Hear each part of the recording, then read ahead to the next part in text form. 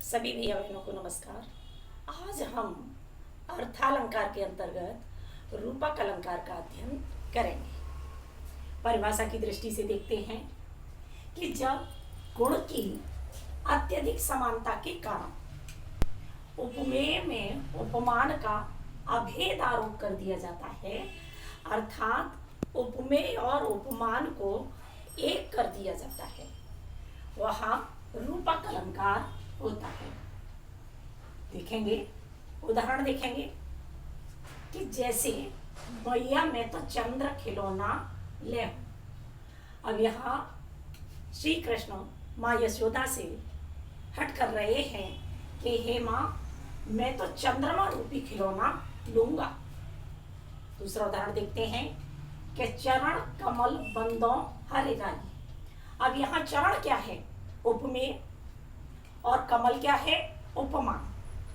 तो मैं तो हरिराई यानी विष्णु जी के कमल रूपी चरणों की वंदना करता हूं।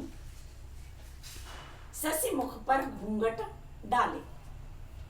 अब शशि क्या है यहाँ? उपमेय, और मुख क्या है? उपमान। यानी उपमेय पर उपमान का अभेद आरोप हो रहा है, यानी उपमेय और उपमान को एक कर दिया गया है। ऐसे ही प्रीति नदी में पावना बोलियो। तो यहाँ पर श्री कृष्ण की प्रेम रूपी नदी में तो अपने गोपिकाएं कह रही हैं उद्धव जी से, हे उद्धव जी, तुमने तो श्री कृष्ण की प्रेम रूपी नदी में अपना पांव भी नहीं डुबोया है। आपने देखा कि यहाँ रूपक अलंकार के अंतर्गत वाचक शब्दों का अभाव होता है और उपमेय और उपमान दोनों एक साथ आते हैं। और इसके अलावा पहचानने के लिए आप देखेंगे कि उपमेय और उपमान दोनों के बीच में यह योजक शब्द होता है। शशि और मुख के बीच में यह योजक शब्द है। ऐसे प्रीति नदी में प्रीति और नदी के मध्य में यह योजक शब्द है। चरण कमल दोनों के बीच में यह योजक शब्द है। तो प्रायः योजक शब्द का भी अभाव होता है और योजक शब्द तो लगा हुआ होता है और वाचक शब्दों का अभाव होता है, वह रूपक अलंकार होता है। और अब आगे उत्प्रेक्षा अलंकार का अध्ययन करते हैं। परिभाषा की दृष्टि से देखिए कि जहाँ उपमेय और उपमान की समानता के कारण उपमेय में उपमान की संभावना की जाए, वहाँ उत्प्रेक्षा अलंकार होता है। यानी उपमेय में उपमान की संभावना की जाए, कल्पना की जाए, संभावना की जाए, तो वहाँ पर उत्प्रेक्षा अलंकार होता है। और इसमें मन, मानो, मनो, जन, जानो, जनो, और ये वाचक शब्द होते हैं और इससे ही आप पहचान लेंगे। ठीक है, चलिए देखते हैं। उदाहरण में देखेंगे कि सोहत ओढ़े पीत पट, श्याम सलोने गात, मनहु नीलमणि शैल पर आतप पर्यो प्रभात। अब यहाँ जो श्री कृष्ण का जो शरीर है वो श्यामला सलोना है। उसे किसके समान बताया? नीलमणि के समान। और उन्होंने जो पीले वस्त्र धारण कर रखे हैं उस पर प्रातःकालीन प्रभात की धूप की मनोरम कल्पना की गई है। ऐसे आगे और देखते हैं दूसरे उदाहरण में कि सिर फट गया उसका वही, मानो लाल रंग का हो घड़ा। यानी जो सिर फटा हुआ सिर, ये क्या है? उपमेय। और संभावना की जा रही है, क्या की जा रही है कि उसमें मानो लाल रंग का, अरुण रंग का हो घड़ा, माने लाल रंग का कोई घड़ा फट जाए, तो इस प्रकार से उसका सिर फट गया।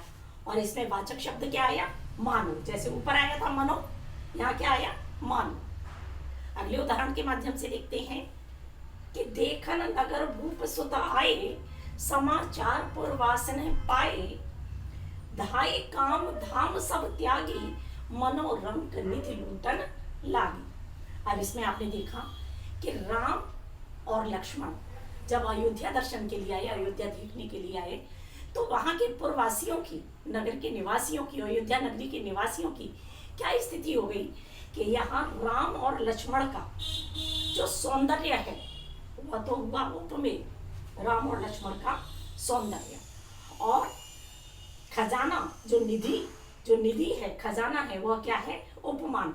तो ऐसा लगा कि जैसे कि रंग अत्यधिक गरीब व्यक्ति जैसे खजाना लूटने के लिए कोई आ रहे हो, तो ऐसे ही जब रंग की स्थिति हो जाती है, ऐसी ही राम और लक्ष्मण के सौंदर्य को देख करके वहां के पूर्ववासियों की यह स्थिति हो गई।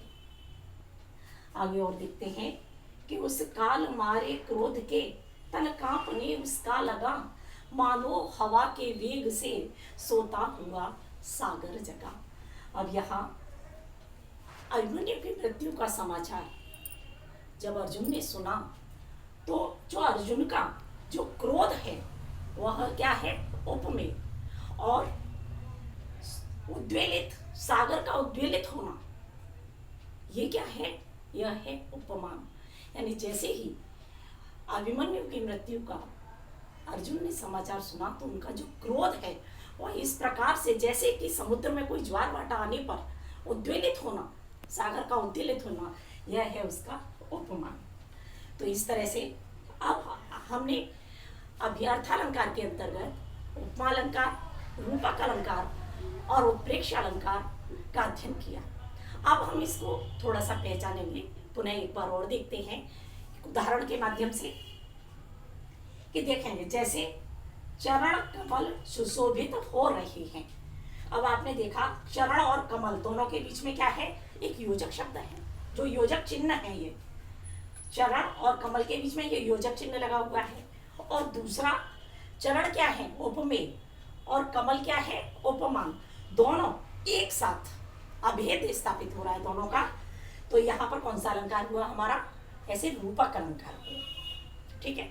और क्या पहचानेंगे कि उपमेय और उपमान के बीच में योजक चिन्ह का होना और वाचक शब्दों का अभाव होना, तो वहां क्या होगा? रूपक अलंकार। उत्प्रेक्ष अलंकार देखेंगे कि चरण मानो कमल हैं। अब इसमें जो चरण हैं वो क्या संभावना की जा रही है? कि मानो कमल के समान हैं। तो मानो इसमें हमारा क्या है? वाचक शब्द है। तो इस कारण से ये कौन सा अलंकार हुआ? हमारा उत्प्रेक्षा अलंकार हुआ। और ऐसे ही आगे उपमा अलंकार के लिए कि कमल से चरण हैं, यानी कि जो चरण हैं उनको किसके समान बताया जा रहा है? कमल के समान।